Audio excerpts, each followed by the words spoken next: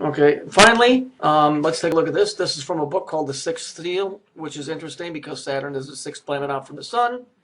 You can read this. It's from the Jehovah Witnesses. They believe that they're going to be raptured up to the planet Saturn.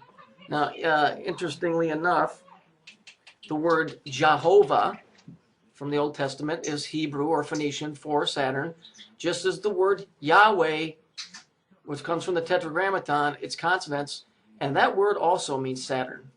See, the word children of Israel, well, who's Israel? From the Phoenician, the word Israel means Saturn. It's the literal translation. So when you're the children of Israel, you are the children of Saturn. So you go ahead and read this for yourself, and then I'll just do an overlay real quick so you guys get the gist of what's going on there. This is all over the world. This isn't just isolated cases, but this is the stuff that people don't see. When they tell you it's Xbox 360, where do you really think that stuff's coming from? See, this is what you need to sit down and think. They call it Windows. What are you looking into? When they call it a channel, where's it being channeled to?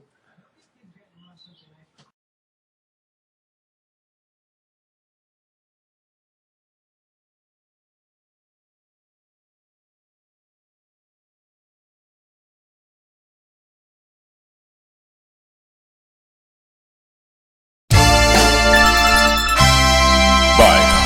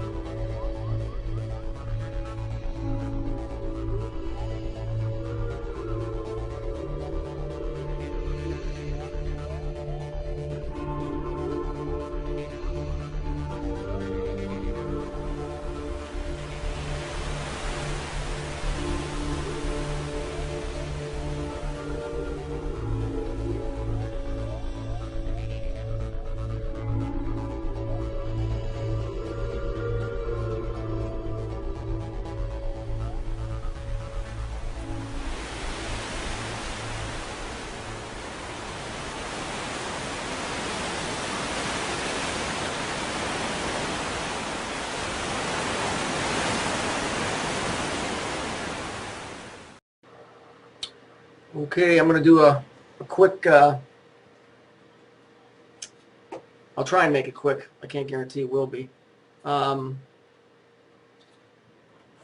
on the seal of Saturn. The seal of Saturn, all planets have a sigil. A sigil is just, it's like the trademark for that particular planet. So since that I'm concentrating on Saturn, it it basically looks like, well, the X represents Saturn, yeah. So if you take the X and you take the X apart, you'll have a V here, and you'll have a V here that's upside down. If you overlap the 2 points, in other words, you'd have it like this. If you take the top piece and the bottom piece and you overlap them, what happens is it creates a little cube in the middle. I'll give you an example. I'll show you the sigil of Saturn so that you understand what the sigil looks like, because that's the intelligence. That's the intelligence of the supposed planet, but it's really part of it's really part of the machine.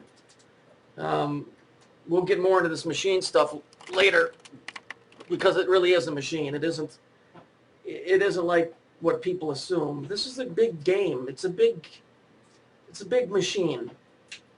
That's why they use words like get with the program and ghost in the machine and rage against the machine and Pink Floyd welcome to the machine, because you're in a machine.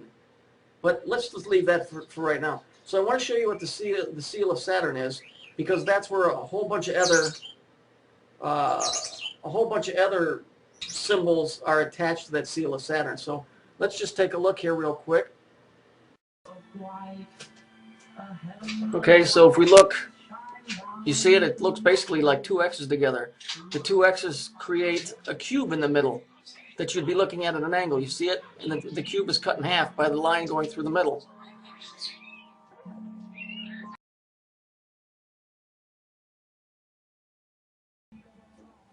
Okay, so now the next thing we're going to look at is, remember I told you what an Xbox 360 is? An X is time, and a box is space. So Xbox 360, the 360 is a circle. So you have the circle and the square. Remember I told you that's time and space? Okay, so what we've got here is, if you crack one of these things open, you'll see in the very back they're called heat sinks. What they do is they take the heat away from the motherboard. But what's interesting about it is not only Xbox 360 represent the planet Saturn just by the time and space, because Saturn is the god of time, the god of authority, of death, because it's time related. The interesting thing is that the heat sinks are shaped like the seal of Saturn. Gee whiz, who'd seen that coming? Well, now we're going to find out that Saturn is not all fun and games. Upon investigation of the Manson murders from the early 70s, I'm sure you're all aware of who Charles Manson is. If we take a look, this is one of the victims, and you can see that the seal of Saturn is nicely carved in the stomach. Now, this has some serious implications aside from the murder of who did it. It wasn't Charles Manson, I can assure you. But just take a look at it and then let it sink in, because this is not the first time this has happened, but it is a famous one. And it's interesting that this never made the news, see, because they're all in on it together. It's a scare tactic. It's a psyops. So let's take a look at that.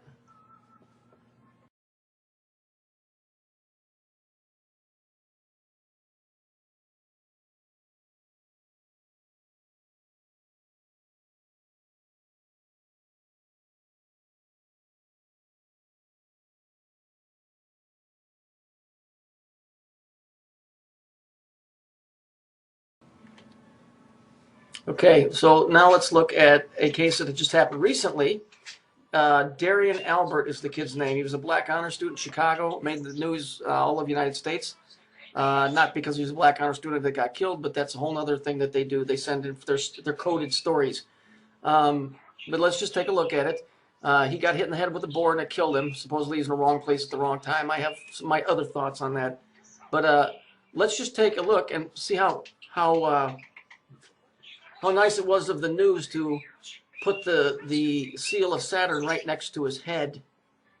See, once you know what this thing is, you'll see this thing all over the place. So in my opinion, the kid was probably sacrificed in some way, shape, or form. Okay, finally, let's take a look at this. This is from a book called The Sixth Seal, which is interesting because Saturn is the sixth planet out from the sun. You can read this. It's from the Jehovah Witnesses.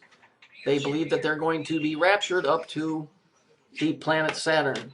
Now, interestingly enough, the word Jehovah from the Old Testament is Hebrew or Phoenician for Saturn, just as the word Yahweh, which comes from the Tetragrammaton, its consonants, and that word also means Saturn. See, the word children of Israel, well, who's Israel? From the Phoenician, the word Israel means Saturn. It's the literal translation. So when you're the children of Israel, you are the children of Saturn. So you go ahead and read this for yourself, and then I'll just do an overlay real quick so you guys get the gist of what's going on there. This is all over the world. This isn't just isolated cases, but this is the stuff that people don't see.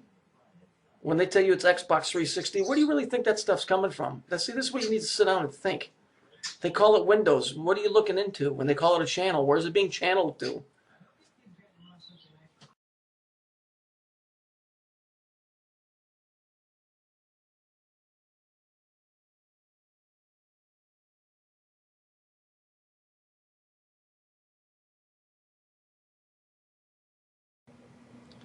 All right. I'm going to try and show you in this video. This is part 2 of the seal of Saturn. It's important because I have to show you the basics of this thing so that you understand. In my personal opinion, and I know from reading and stuff, that it's a sigil. A sigil, it's the logo or the identifying mark of it. It's its signature. In my opinion, it's a schematic. It's part of the machine. But anyway, I'm going to show you how they used the same symbol to make different symbols, and that way you can recognize them, and that way you'll be more they'll be more readily available when you look around you at products and news, TV, movies. You'll see this thing all over the place. But the most readily available one that they use is X. But then they make a variation of X, which goes all the way down to something else. And I'll show you. So let's get started, and I'll show you that. And here we go. Now, if we look here, look at this, we'll see that the X, which is used as the most primary letter for Saturn because it represents a couple different things. It's the unknown. It's it's from the Greek. It's the one that's used. You see that in Xmas. It's the most used letter for Saturn. If we take the X apart, if you looked at Figure 2, it's just two triangles. Now, if we overlap them instead of connecting them again at the main point, you get the seal of Saturn. That's in Figure 3. Now, if we slide them far enough down and we connect from the right to the left on the bottom and the top, now you get the creation of the Star of David. But David didn't have a star. David did not have a star. Jesus did.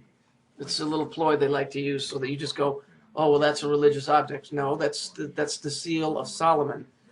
If you notice on the inside of that, there is a cube or a hexagon, and you will find that on the North Pole of Saturn. Now, this is the North Pole of Saturn. If you'll notice, you see a hexagon. But a hexagon, like I told you, is just a two-dimensional version of a three-dimensional cube. You'll notice that there's a blue circle around it. These colors are red and blue. You'll see this on TV all the time in the background. But let's watch and see how the hexagon turns into a cube. I filled it in for you. You'll see it. Watch. It'll start filling in. You'll slowly see the hexagon turning into a cube. And that is the same cube that you saw on the Israeli flag. So when you look at that now, what do you have now? Now you have the circle and the square representing time and space, and it represents the planet Saturn. Okay? Saturn and Satan are the same dude. They both represent the same thing. Whether he's a real entity or he's not, it's what they worship, it's what they believe. So here we have the circle and the square. Sometimes they'll do it the other way around. They'll put a little circle in a square, but it's still the circle and the square. It means time and space, material versus spiritual. but it's the same stuff.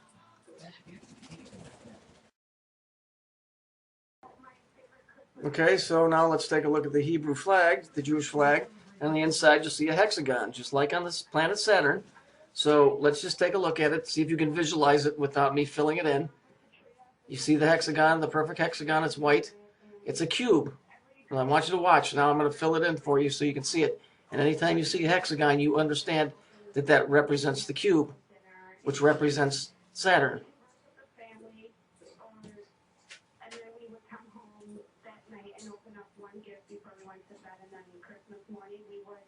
Incidentally, the Masonic symbol they use is G, which stands for geometry, but higher up they use a Y. Well, that Y is actually just the corner of the cube.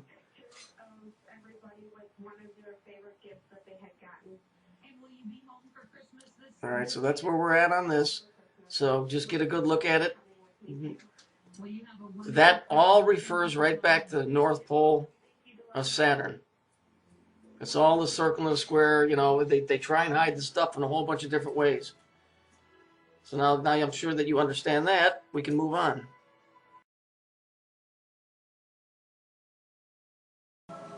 Now this is from a big chain store. I'm sure you've all seen it. It's Best Buy, yeah. There's a reason why these tags are made like this, because once again, you are handling and worshiping their God. Okay, whether you know it or not, you do this every day. They've been doing this for hundreds of years. Okay, one line is going to change the whole perspective on this thing. Right now, it looks like any other ticket you get from a dry cleaner, or if you go to the movies, the stubs always look the same. You know, they always look the same. Take something in to be repaired at a hardware store. The tags always look the same. If you watch real close, I'm going to show you where one line changes this whole equation. Watch. See where the little line is coming in from the upper point to the bottom? Now what has it done? Now it's created a cube. Now the word Best Buy is no longer in the front. Now it's inside. So now it's become a three-dimensional object instead of a two-dimensional. But it's still a cube. It still goes back to the hexagon, which goes back to the planet Saturn. And incidentally, if you look right to the right or to the left, you'll see the circle. And there again we have the circle and the square. And there's hundreds and hundreds and hundreds of these illusions that they do with things. This was a very easy one to do. And most of them are, because most people will never get to this point to where they'll even comprehend what the circle and the square is. But that's my little video for today. I think we're at like 6 minutes or something. So I may make one more before Christmas, but we'll see. But that's it for right now. I hope you understand that this stuff is... Okay, I want to just finish up on this part 3. If you look at the Kabbalistic tree of life, basically what it is it's six-sided, just like the hexagon is. But inside of it, actually, it's hard to see. And I outlined at least one of the cubes, but there's 2 cubes, and it's a cube and a cube, and that's the same thing that's on the North Pole of Saturn. You also get the pentagram out of there and some other stuff. Basically, what it is there's 10 circles, which are the planets, and each one of those is its own dimension. Okay, Saturn being the 9th, which is it's called Binah. Actually, there's an 11th one, but you can't see it, and it's called Dath, D-A-A-T-H, and it's where the intelligence of the machine, because that's what it is, for lack of a better word, emanates from. And I'm pretty sure that that's where the internet comes out of. It's an abyss, a type of a thing where there's no life there, but just information. So you've got the hexagon, which is a 2-dimensional of the 3-dimensional cube that you'll find in the UN prayer room, and that 3-dimensional cube represents the tree of life, which is the entire cube, but the smaller cube, which is what we're basically in, is here. That's where we're at, but there's a bigger cube outside of it that encompasses it all. You know, this is knowledge that they've been passed around for thousands of years. Now science comes out in quantum physics and says, oh, there's 10 dimensions. Well, most of your scientists are Masons. They know this. It's alchemy. It's science and sorcery mixed together. You know, as soon as I'm done with this video, I'm going to start picking up the pace, because there's some ground I want to cover on what this thing really is, and it's this thing that we exist in is, it's like a spiritual numerical entity. It is not the God that you perceive in your head, but it is the thing that creates what you see. It is what you hear. Um, we are we are stuck in it because it's time, and it controls that, and that's the punishment, if you will, if you want to use that word, that man is stuck in a third dimensional world ruled by third dimensional laws, and therefore that's why Jesus wasn't affected by it. He was able to escape because he was timeless. The word temple, again, T-E-M-P, is Latin tempus for time. L-E-L is the lord of Saturn, so that's why they go to Temp L, the time lord. That's why they're called disciples. That's why the angels are called angels. That's why you have Gabriel, Uriel, Michael. Okay, that's this. All of this has to do with that ball up in the sky. Is it inherently evil? I'm not so sure of that, because it's the connotation that's attached to it that's evil. I don't think man needs any help being evil. If you look and watch the news, I think we do a pretty good job of that ourselves.